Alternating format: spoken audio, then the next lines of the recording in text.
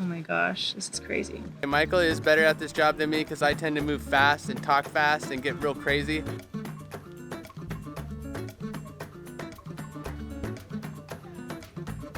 So let's see the finished product here. That is just dicey. This is Joel. Together with Tony and Jared, he gave up everything to buy a sailboat and go on the adventure of a lifetime. But after a death-defying sail to Cuba, he found himself alone. Wish me luck on this adventure. When Michael finished school, I asked her to sail with me and she agreed. Together, we explored the Bahamas, rescued a dismasted boat, sailed through a tropical storm, battled parasites and fiberglass for a year in the boatyard, adopted an orphan puppy, survived a hurricane, sailed across the Caribbean Sea, and fell madly in love. Bums on a Boat is about having the courage to go for it, to make mistakes and commit to a dream. Subscribe and join us each week as we improvise, adapt, and overcome. They say walking under a ladder is bad luck. I guess that means we're toast. What's up, everybody? My name is Michael. This is Joel. Welcome back to Bums on a Boat. We are in the Southern Caribbean in the boatyard working on our boat, Shock Mate. She's a 1974 Carter 33. Yeah, this week we're gonna be doing some fiberglassing. It's been 6 years since I did my first fiberglass job, and that was a hoot with the boys. And maybe they took on a little too much here. No, it was fine. Let's see what's going on. We didn't line up the back end. We lined up good. They struggled with the lineup, it No, it's appears. fine. Yeah, We repaired a soft spot in the core, and we did it upside down. I remember watching That you was guys really do that. exciting. Yeah, it's like, what in the it's world? really messy. So some of the things that we've learned over the years is how to not be so messy, how to be organized. How to prep it out, get everything set and ready to go. So some of the jobs that we've done, Joel and I have done together, is fiberglassing the outside of our keel when that got damaged in the boat lift. One of our best moves was cutting plastic sheeting to size. This helped keep our work area clean when we're applying epoxy to the fiberglass cloth and really helped us stick it to the keel. We rebuilt our entire cockpit sole because that was soggy and that was a lot of fiberglass A lot of work. fiberglass there.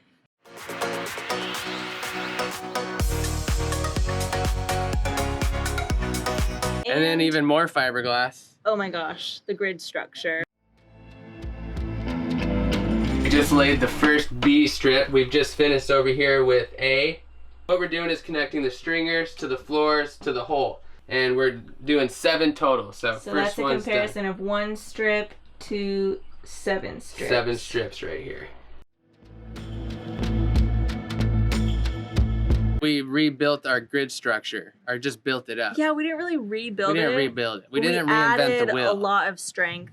We're gonna see if fiberglassing is like riding a bike, because it's been 2 years since our last fiberglass job. Can we do it? Can we get back on the bike I mean, and just go for do it? we even know what we're doing? We're semi-pro, baby!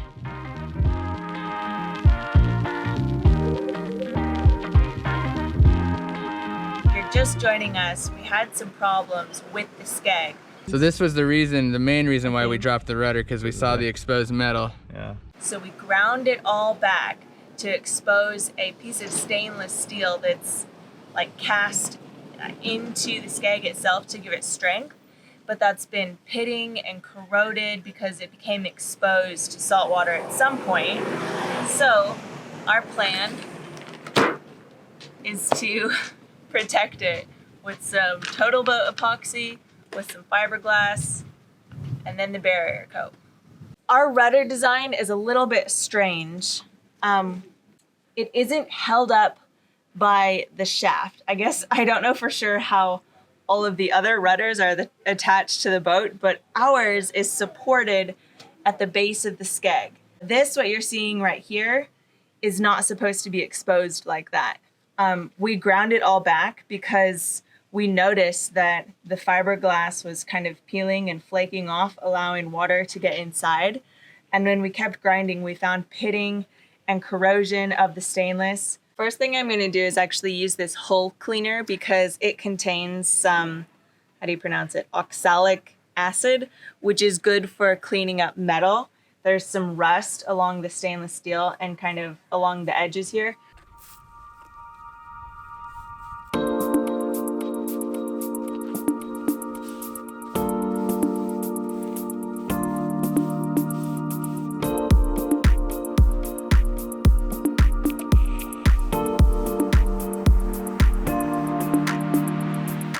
So we found this toluene stuff at the Budget Marine.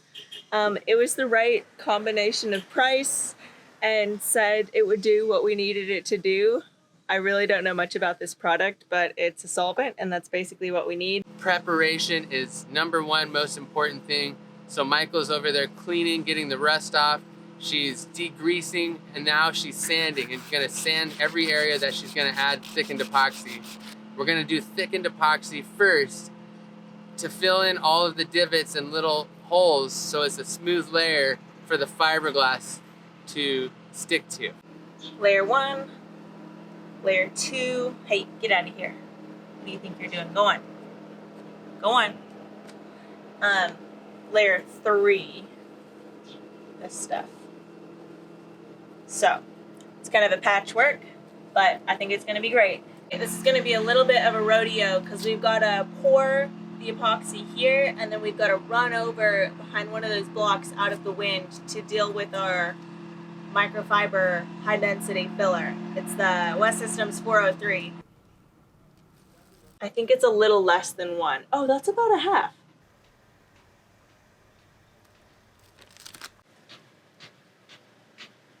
Heck yeah. Yeah. Not bad. Oh my gosh, this is crazy.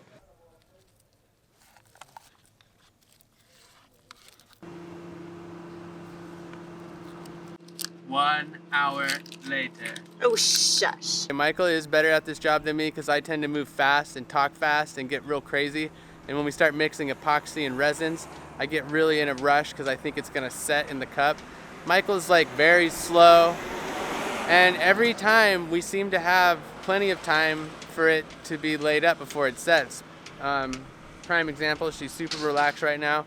I think we're going on 2 hours. She's over there mixing. It hasn't set yet. 2 hours. You got it to peanut butter yet? Just about. I do think that this is like pretty much there. I mean, come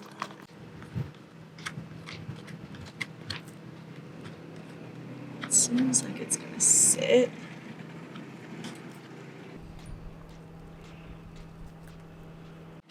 All right, what do you think? Is this looking all right? Should we have added more filler? A little too late now, but still curious. For the next time, let us know.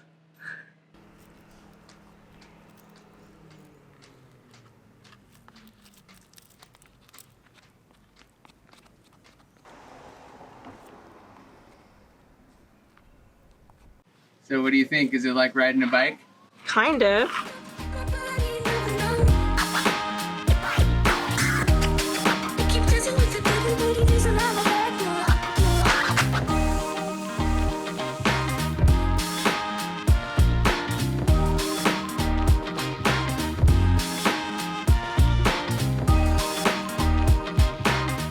So while that thickened epoxy is still setting, I'm gonna go ahead and apply some more without that filler. So it'll just be the epoxy and the resin.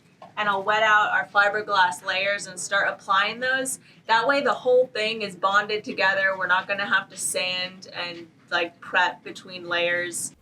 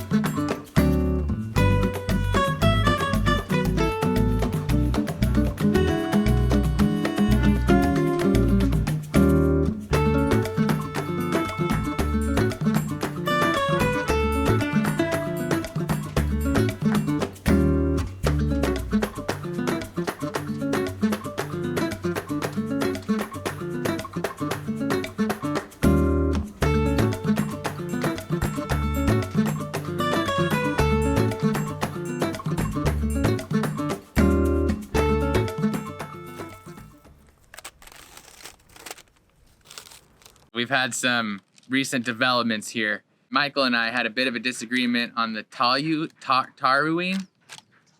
It's called toluene, I think. It's paint thinner. And up above it, they had grease and wax remover. Killer. It was grease and wax killer. That was the label. Michael really wanted this toluene. Michael posted an Instagram post about the toluene. And I shared it in the rendezvous. And she shared it in the rendezvous. That's our Patreon group. And a few people, Warren from our Patreon group, Rendezvous, and an Instagram friend, Brian Schaefer, both weighed in and said, whoa, whoa, whoa, you don't want to use the paint thinner to degrease your boat before you put your paint on, before you put the epoxy paint or the anti-fouling, because it won't bond. This was also Michael's plan. She wanted to use wax paper. So let's see the finished product here. All right, it kind of worked actually, surprisingly enough, but we're gonna have to sand some wax paper off here. Well, we're gonna slow things down a little bit. One, this Skeg needs some time to cure before we can prep it and paint it and do the rest of the boat. Two, we wanna go see what's available. We know we can go to Budget Marine, and there's another store called D&D that we can go to that has anti-foulant and barrier coat, I believe. So we're gonna hop on one of the buses here in Carriacou. It's a great, great experience. They're more like minivans. And we're gonna ride up to Hillsborough. Yep, that's the town, like the big town on island here.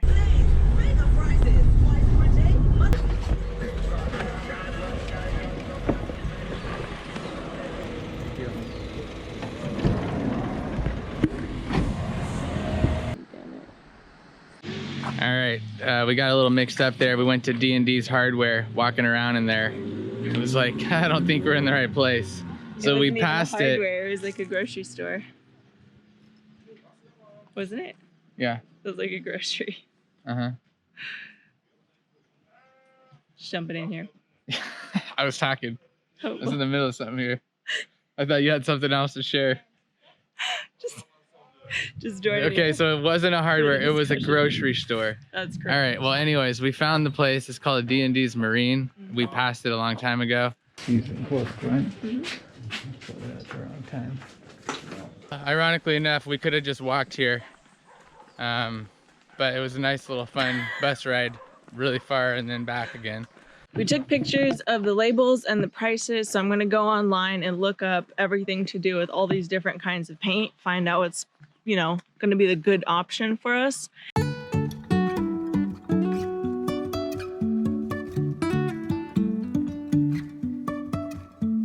Life is a winding road, no telling where it goes.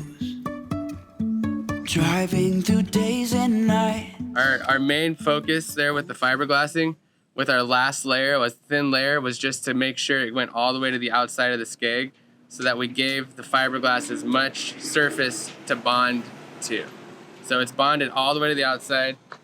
We got this nice quarter cable grinder here. It's battery powered, so I don't have to pull the generator down here. Got this and a bunch of other really awesome tools that are battery powered from our friends Caterpillar from the YouTube channel now, Sailing SV Caterpillar. We're just gonna grind this up now, clean it up all around the outsides, and then I'm gonna sand it, get it ready for paint. Should be kind of a fun project. It's like sculpting.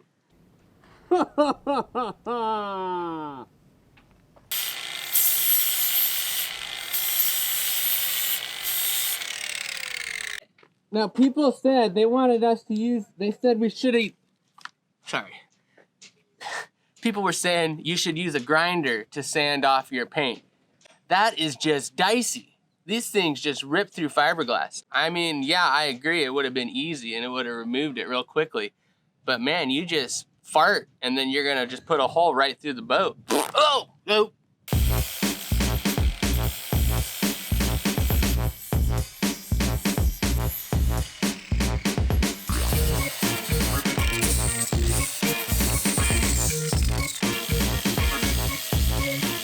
I kind of like this pink and blue job situation where I'm the one that does the fiberglassing and then Joel gets to do the grinding later on, cleaning it up. This works great for me. So now that he got all of the fiberglass off with the grinder, he's just taking the multi-tool with the sanding pad to the actual surface to rough it up so that it's ready for paint.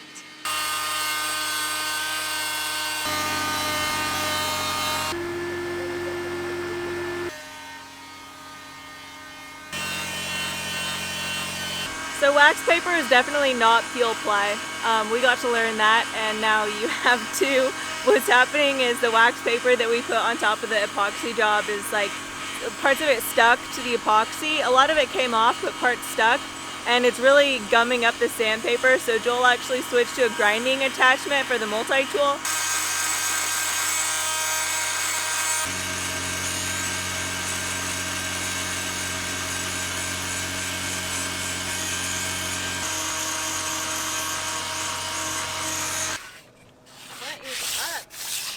Babe, Oh, I think we're about done. talk to me. You liking it? Yeah, I'm really having fun with the hand sander. Really? Yeah, Kind of surprised to hear that. yeah. I think I've gotten into the zen of sanding. Have you guys heard of zen of sanding? I think that's a real thing. I feel pretty zen right now. Like, I don't want to stop sanding. Oh my gosh. Can't help it. There's just a little more that needs sanding. But there she is. The main goal with the sanding for me was just to remove the shine, just to get every single area that was shiny and just make it look like this rough. It actually is kind of smooth to the hand, but there's nothing shiny, so we're really making sure that the paint is gonna stick to this baby.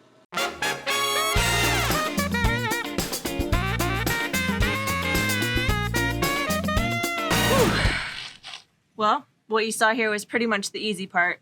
The prep is really important.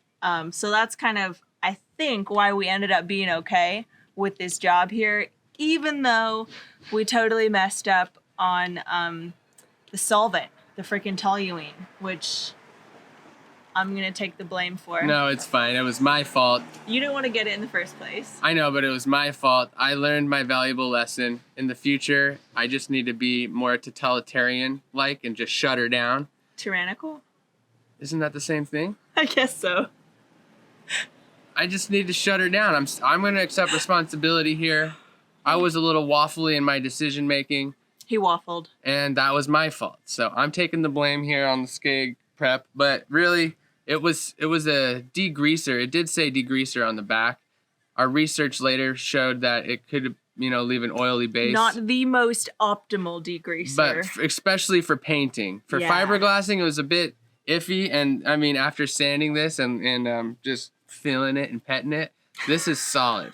Now, if this was going to be like structural or Like having to load-bearing. load bearing or bonding, Yeah. I might have been a little nervous because knowing of Yeah. that oil. But this is just covering up the stainless steel.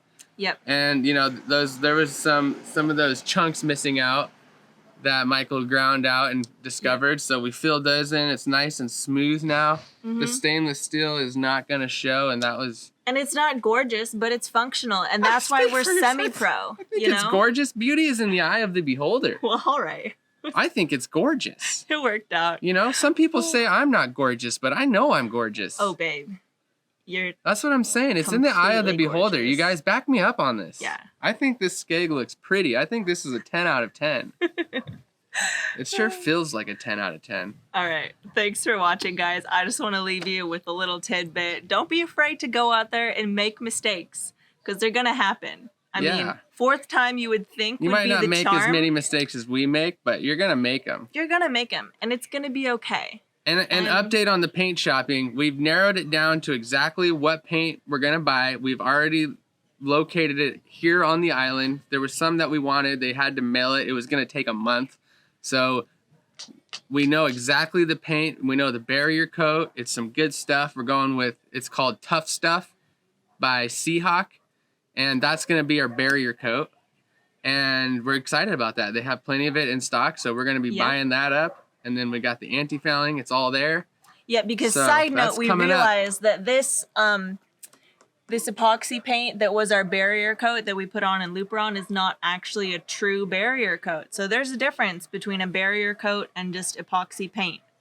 Now you know. There's a lot to consider when you're doing a Because I did bottom not. job, and the Rendezvous, which is our patron group, they came in clutch. We're able to just throw out our ideas. This is what we're thinking, and we get Yeah. all these ideas from boat owners and people who have done the work themselves. Yep. So we got a lot of different perspectives coming at it, and We got to thank I feel Brian, good about our plan. We got to thank Ian. We got to thank Warren. We got to thank Craig. There was a lot of voices coming in on Just this to name a few, conversation. but big ones. Those are some big And names. Thanks, guys. Yeah, you guys are like our not so secret weapon. Yeah, so thank you to our we love you. patrons. Thank you to our subscribers. If you're not subscribed, I mean, come on.